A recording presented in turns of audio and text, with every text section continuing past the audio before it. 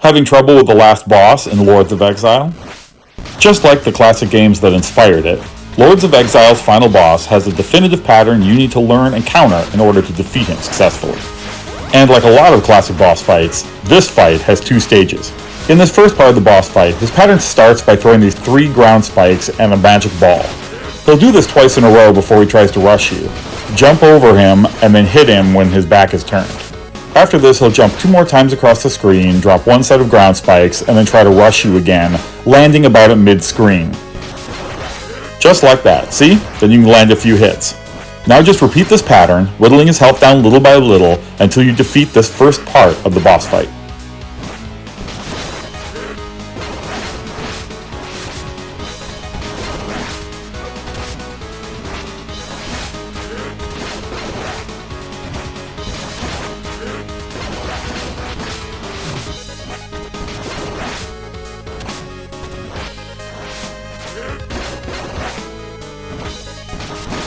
Okay, first part of the fight is now complete.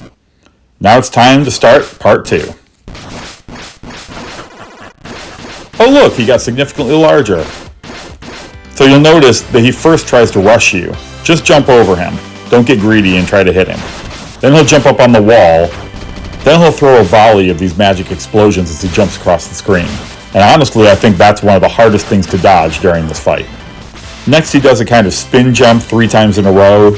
And you can just slide under that. And luckily, that's the end of his pattern. Not too difficult as far as retro-inspired bosses goes.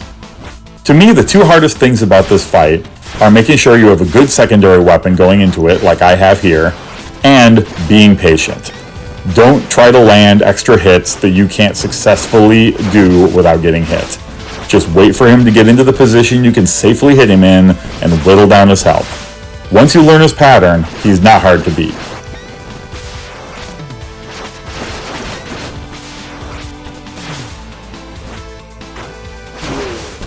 And that's it! Final boss defeated. Now it's time for the epic ending. But since this is a new game, I'll leave you to discover that on your own.